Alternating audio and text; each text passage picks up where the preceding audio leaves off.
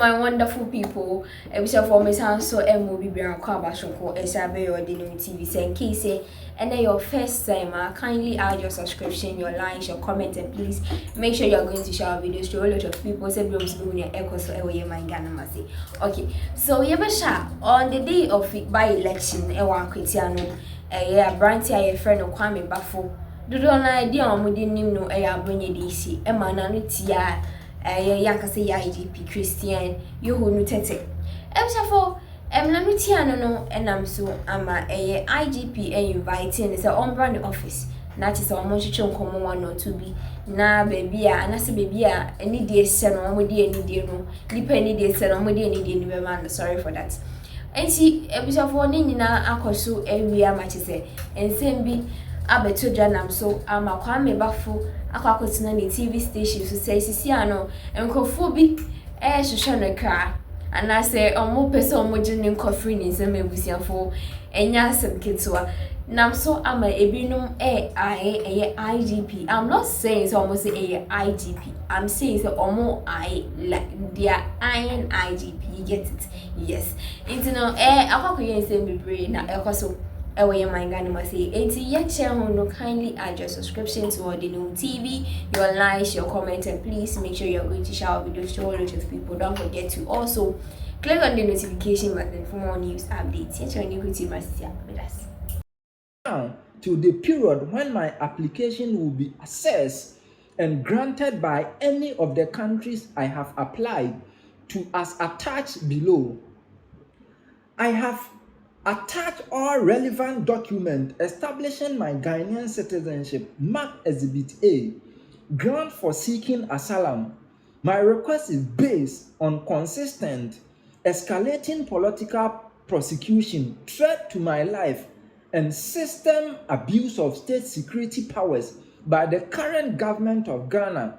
The key grounds are 1. Unlawful arrest and detention.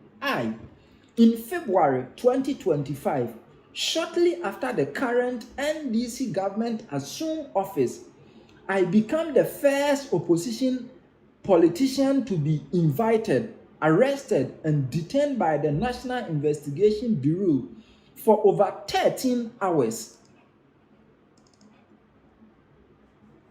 My arrest followed my public criticism of the government crude, unfair and blanket dismissal of over 150,000 Ghanaians workers without due cause and a call for their immediate reinstatement.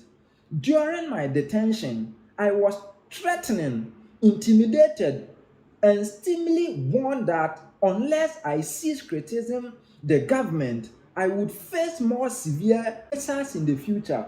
2. Ongoing threat and intimidation. Since my release, I have received persistent threat, both verbal and electronic, via WhatsApp and SMS, from individuals linked to the ruling party, including those currently holding the government positions.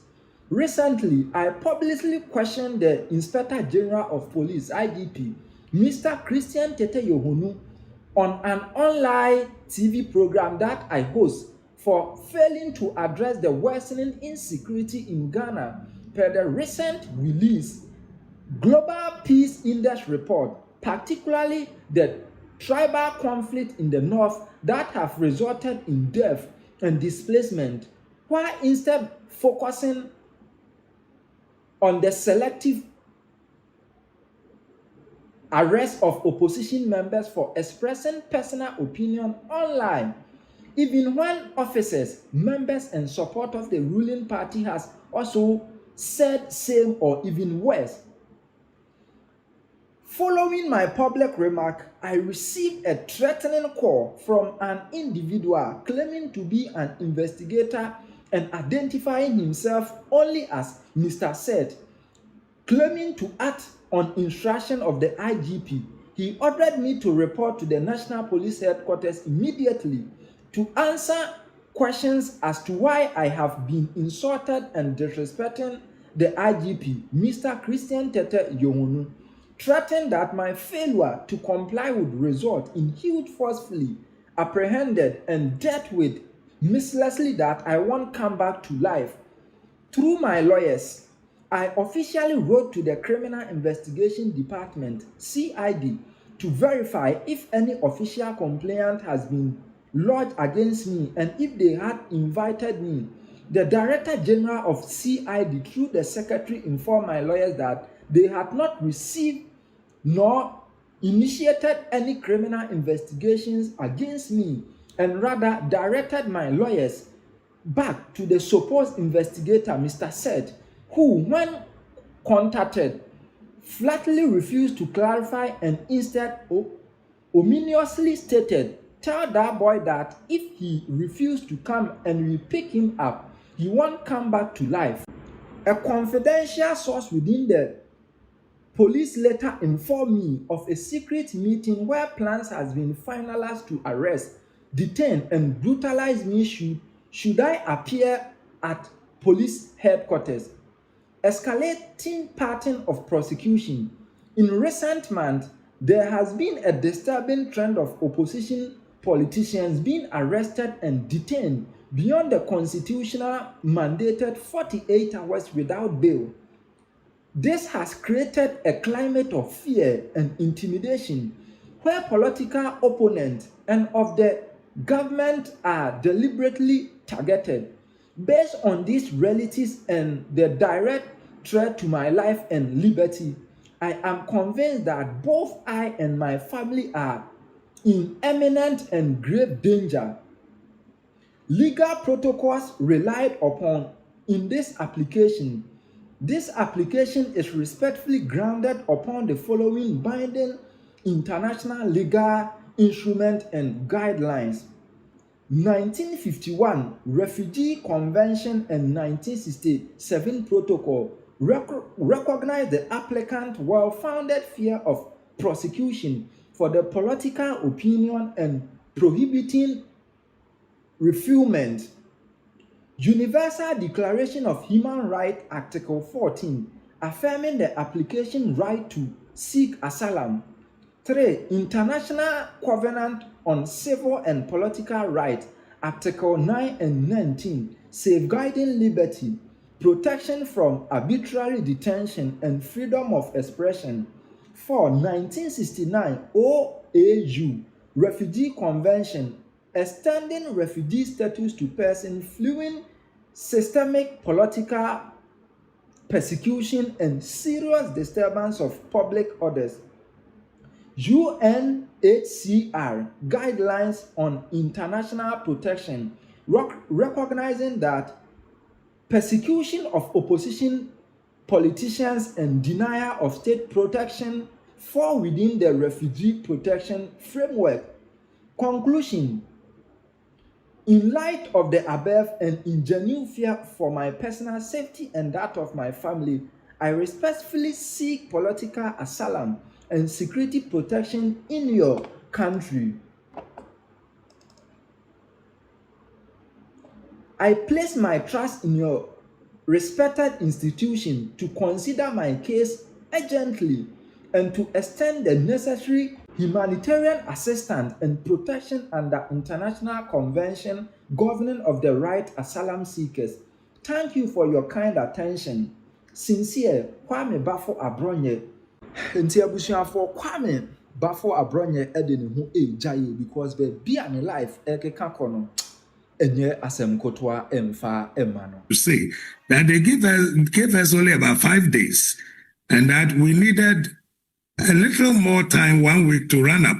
We had even raised the issue that asking both parties to file their addresses simultaneously was not the best in view of the fact that there were petitioners who are alleging wrongdoing on the part of the Chief Justice, and therefore they should have the option to tell us how they have seen this thing right from the beginning for us to respond.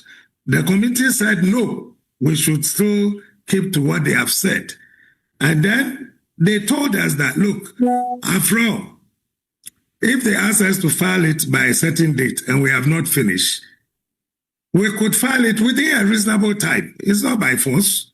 that we should meet it by all means, but we should file it within a reasonable time. That was 25th or so. That was when we were talking. So we took the 1 week and we were about to file it on the following Monday, only to be told that the report had already been issued. If you followed me on the PM Express, I also made the point that I didn't know that Chachu and his people had even filed their submissions because we were not served. It is this morning that you started reading from it that I was taken aback and said, what is happening? You even have a copy of what they filed. So, like I said, where is the fairness? They didn't even wait for us to file whatever. They did not say that if you don't file it by a certain date, we will take it that you are no longer interested in filing.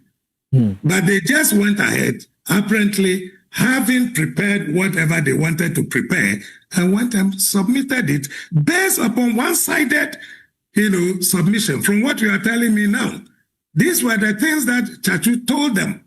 What about our side? So they didn't want to hear what we wanted to say. Okay, so let's get to learn about the facts.